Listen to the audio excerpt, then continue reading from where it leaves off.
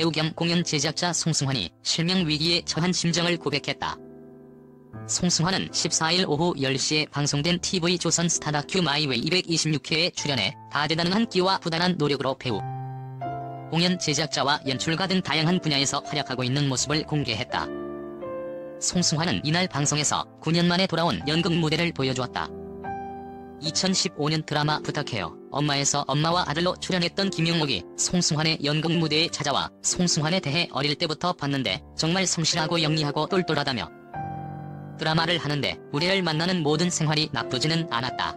분위기도 그렇고 제일 중요한 건 굉장히 긍정적인 사람이라고 밝혔다.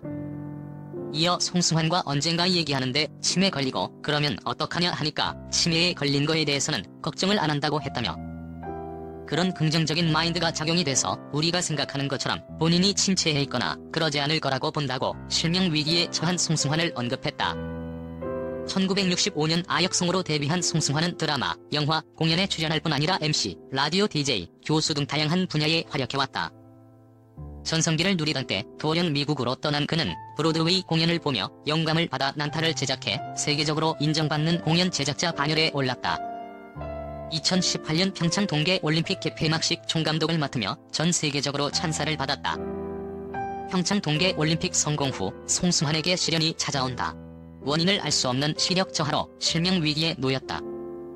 이에 송승환은 늘 보던 휴대전화 메시지가 글자를 크게 해도 안 보이니까 앞에 있는 사람 얼굴이 점점 안개 속으로 들어가니까 처음에는 많이 당황했다며 두 번째 한 일은 의술의 힘을 빌려야 해서 서울 여러 대학병원 찾아다니고 미국에 유명하다는 안과를 찾아가고 일본 병원도 찾아가고 눈을 고치기 위해서 병원을 찾아다니는 일로 오랜 시간을 보냈다고 털어놓았다. 이어 결과는 치료 방법이 없다는 거였다며 그때부터는 안 보이는 가운데에서도 일할 수 있는 방법을 찾자고 해서 화면을 좀 크게 볼 수 있는 여러 가지 기구들도 개발하고 보지 못하면 들을 수 있는 IT 기술은 뭐가 있는지 찾아다니면서 습득했다고 말했다.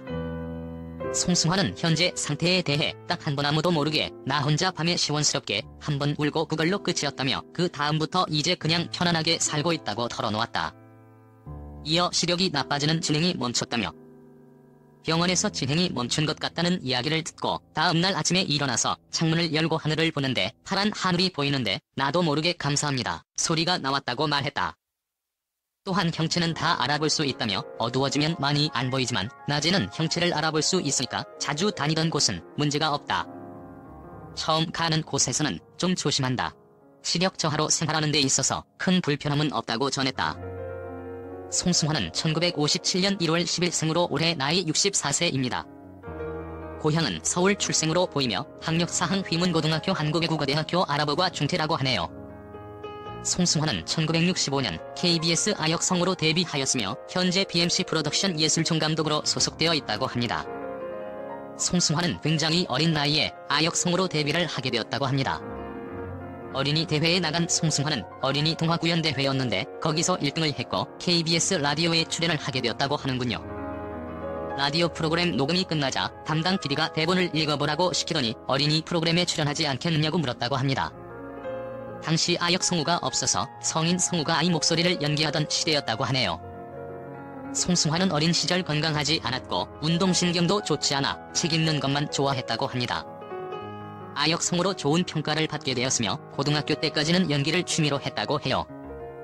그래서 대학에 가서는 새로운 일을 할 생각으로 재수까지 하면서 한국외국어대학교 아랍어과에 입학을 하였는데 중동 건설 바람이 불던 때라 송승환이 중동을 누리는 사업가가 되기를 원했었다고 합니다. 하지만 대학교 2학년이 되었을 때 자퇴를 했고 다시 극단으로 돌아가 연기를 새로 시작했다고 하네요. 이후 송승환은 청춘 스타로 성장을 하게 되었으며 자신이 번 돈은 아버지의 사업 실패로 인한 빚으로 다 나갔다고 합니다. 그러다 송승환은 1985년 미국으로 유학을 가게 되었는데 결혼한 지 얼마 되지 않은 아내와 $3,000만 가지고 미국으로 떠나게 되었다고 하는군요. 송승환은 1981년 아내 박찬실을 처음 만나게 되었다고 합니다. 당시 젊음의 행진 MC를 보고 있었는데 자주 가던 카페의 단골 손님이었다고 합니다. 어느 날 우연히 합석을 하게 되었는데 볼수록 마음에 들었고 연인관계로 발전을 하게 되었다고 하네요. 송승환과 아내는 약 4년간을 사귀다가 약혼만 한 상태에서 1985년 미국 유학을 함께 떠났다고 하는군요. 송승환은 미국에서 노점상으로 시계나 신발을 팔았으며 아내 박찬실은 네일아트숍에서 일을 했다고 합니다. 그렇게 번 돈으로 밥은 대충 먹고 틈만 나면 아내와 함께 브로드웨이로 가서 연극을 봤다고 하네요. 이후 송승환은 1987년 일시 귀국해서 아내 박찬실과 결혼식을 올렸으며 다시 미국으로 돌아가 약 1년 정도의 문화유학을 계속했다고 하네요.